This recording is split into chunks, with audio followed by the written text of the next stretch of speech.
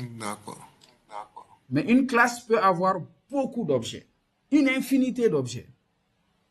Ok. That's it. C'est bon? C'est bon. Voilà, soit un point dans l'espace, écrire, on va dire écrire un programme Java. Voilà, un programme Java permettant, voilà, de créer un point, voilà, de le déplacer, d'afficher ses coordonnées, voilà, ses coordonnées. Mais pour l'instant, on ne va pas pouvoir l'afficher graphiquement. Bon, ça, on va le faire de façon très simple, avec des messages. Par exemple, pour écrire ce programme-là, qu'est-ce qu'il me faut? Il me faut d'abord créer ce qu'on va appeler la classe point. Donc, on va écrire comme ça, classe. En Java, on va faire comme ça, classe point. Donc, vu que c'est un point que je manipule ici, on va dire, je veux manipuler un point. Dans ce programme, on dit soit un point dans l'espace. Écrire un programme permettant de créer. Créer un point, c'est le manipuler. Le déplacer, l'afficher, tout ça, c'est le manipuler. Donc, je vais créer la classe point. Et je vais dire que cette classe point, il est caractérisé par une première partie qu'on appelle son abscisse, un X. Une deuxième partie qu'on appelle l'ordonnée, sa position par rapport à l'axe Y, Y. Donc, pourquoi je fais ça? Parce que généralement, les coordonnées géographiques, c'est dans l'espace, soit dans en 2D ou en 3D. En 2D, c'est XY. En 3D, c'est XYZ. Maintenant, un point aussi, il est caractérisé par une couleur. Sa couleur. Par exemple, je mets couleur. Voilà.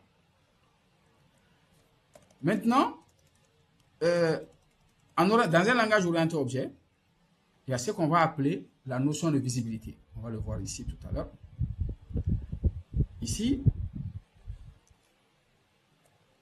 ces premiers éléments, on les appelle la partie privée. On va dire private.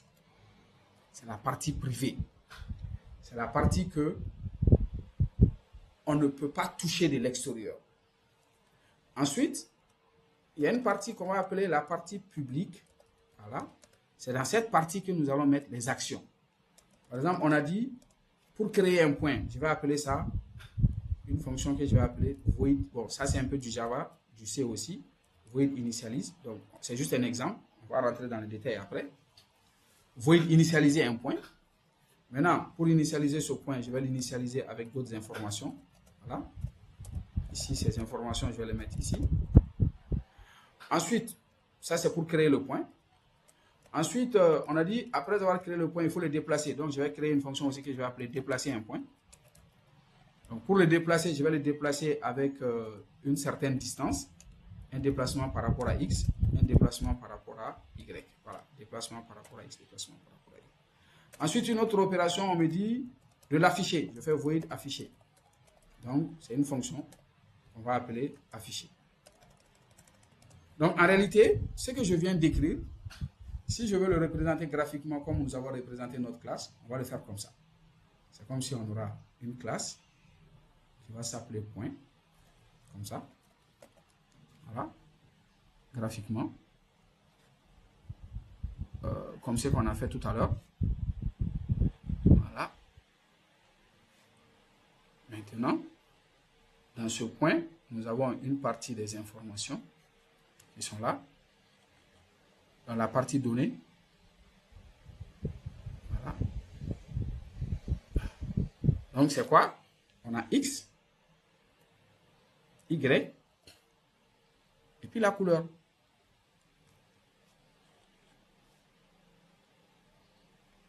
Voilà. Et puis là, la couleur. Voilà. Donc ça, je vais diminuer un peu la taille. Voilà. Et je vais même supprimer les espaces. Bon, c'est pas grave.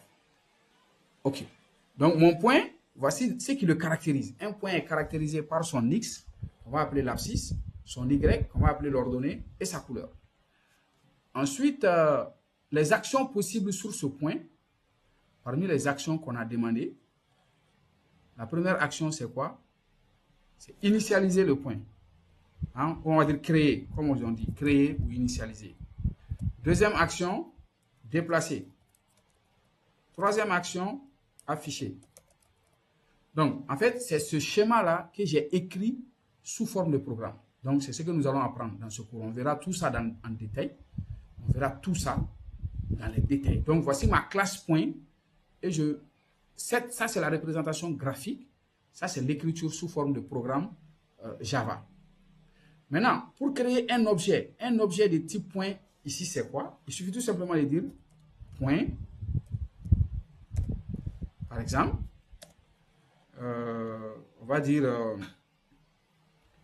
bon, je vais par exemple dire, je ne vais pas utiliser le X, je vais dire A1. Un point A1, c'est fini. Ici, par exemple, je mets point A2. Je peux mettre A3 aussi. Ici, je viens de créer 3 objets de la classe point. Mais lors de la création de ces objets, il y a quelque chose qui va se passer. Parce que ces objets-là, pour l'instant, ils sont créés vite. Mais normalement, on peut les créer avec des données déjà. Hein? C'est ce que notre fonction initialise va faire. Il va leur donner des informations. Ceux-ci ont été créés avec un X et un Y qui est égal à 0. Et puis, pourquoi le type? Parce que je sais que de façon générale, un point dans l'espace, son abscisse est de type entier. Son ordonnée aussi est de type entier. Donc ça, c'est des choses qu'on ne va pas forcément matérialiser dans l'interface, dans la schématisation graphique, mais qu'on peut mettre dans le code. Maintenant, pour rendre tout ça opérationnel, pour vous montrer comment est-ce que tout ça, ça fonctionne, on va utiliser notre outil qu'on va appeler VS Code, que tout le monde va installer après. Ou bien je pense que, on ne va pas aller dans le cours, parce qu'il ne faut pas que ça soit trop pour vous. Ou bien ça peut aller. Hein? Parce que ça, on n'est pas encore arrivé à ça. C'est pour que vous ayez une idée de la manière dont les choses se présentent. On a parlé de classe, on a parlé d'objet. Donc, voici la représentation graphique d'une classe. La représentation graphique d'un objet, on l'a mis comme ça. Mais l'écriture d'une classe en langage de programmation, c'est ça. Et l'écriture des objets, comment définir des objets en programmation, c'est tout simplement une ligne. Et généralement, c'est même ça. C'est new, on va dire.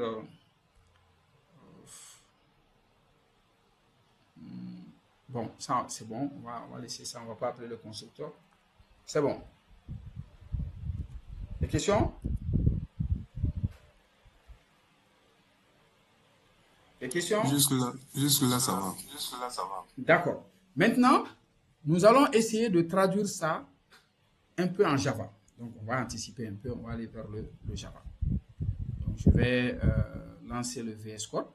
Je sais que vous n'avez pas encore ça chez vous, mais c'est un outil que nous allons installer ensemble le moment venu. Mais moi, ça, c'est juste une démonstration pour que vous voyez comment est-ce que tout ceci va finir. Je pense que la dernière fois même, on a utilisé VS Code. Hein. Voilà, on a utilisé VS Code.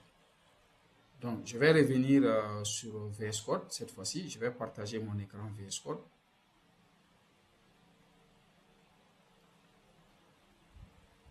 Partager mon écran VS Code. On va partager VS Code. OK. Maintenant, dans ce VS Code, je vais créer un fichier. Parce que pour écrire un programme en Java, il faut respecter des règles. Ici, par exemple, je vais créer un fichier que je vais appeler test. Je vais tester ma classe point. Voilà. Et quand on veut créer un programme Java, il faut mettre point Java à la fin, obligatoirement. Vous donnez un nom, le nom que vous voulez. Maintenant, ce nom-là aussi n'a pas été choisi au hasard. Pourquoi j'ai pris test point, on le verra tout de suite. Mais ce que vous devez retenir ici, c'est que tous les programmes que nous allons créer, on va leur donner l'extension .java. Je fais entrer. Et automatiquement, voilà, je viens. Bon, moi, je vais le garder sur mon bureau, mais vous pouvez le garder où vous voulez. Je fais créer. Et là, j'ai une fenêtre vide qui vient. Maintenant, je vais essayer de copier mon code là et de le corriger un peu à l'intérieur. Voilà. Je vais copier tout ça dedans. Je fais coller. Ça, c'est ce qu'on avait écrit en Word là. Non, attendez. ça s'est même planté.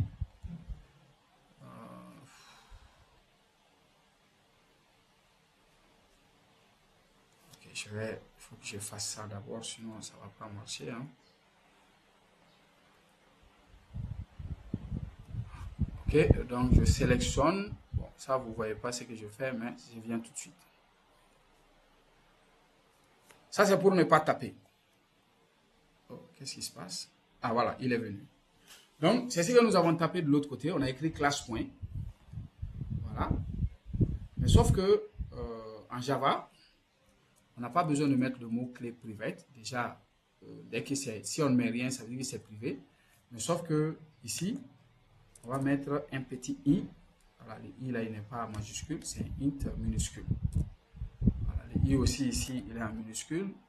Là aussi, la même chose. Mais sauf que là, on va mettre un point virgule ici. Voilà. Et ici, je crois bien que le public là, c'est P minuscule. Attendez.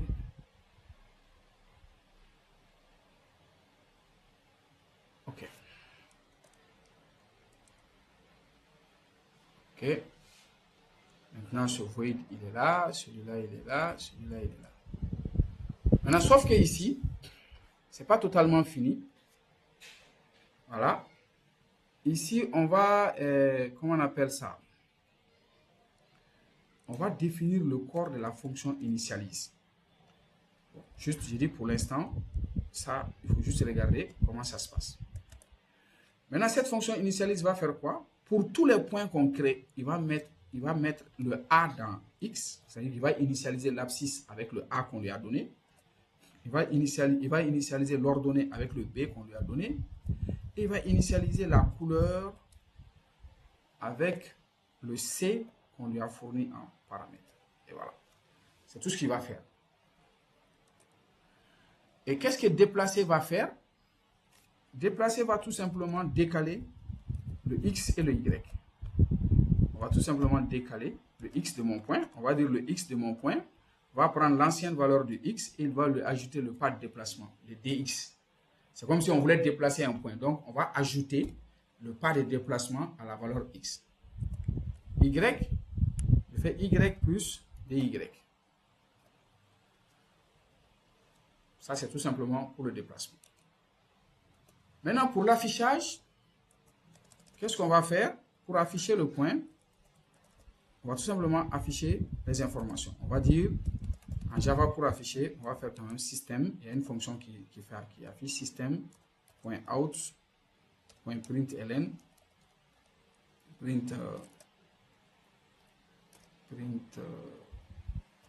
ln. Voilà. Voilà, on va dire, voici les coordonnées de mon point. Voilà. Voici les coordonnées de mon point. Ensuite, on va commencer à afficher les coordonnées. On va afficher le X, on va afficher le Y. Donc, je copie ça. Je vais dire, voici le X. Donc, voici l'abscisse. Voici X qui est égal à. Et moi, tout simplement, je vais concaténer le X. Vous savez que le X sur lequel on va appeler la fonction. Concaténer, ça veut tout simplement dire coller. On verra tout ça dans les détails par la suite. Ensuite, la même chose, on va afficher Y. On va dire voici Y. Voilà. Ensuite, nous allons afficher la couleur. On va dire voici la couleur. Voici la couleur. Voici la couleur. Voilà. Bon, les couleurs, il y a des codes de couleurs. Donc, on va tout simplement pouvoir gérer ce qu'on appelle les codes de couleurs. On ne pourra pas afficher les couleurs en tant que tel. Donc, voilà. Voici ma classe, point, qui est prêt à avoir maintenant des enfants. Donc, ça, c'est la mère. Donc, maintenant, on va comment on appelle ça? On va maintenant l'utiliser. Je pense qu'ici, c'est un C minuscule aussi, parce que là, voilà, c'est C minuscule, je pense. Voilà, classe point. OK.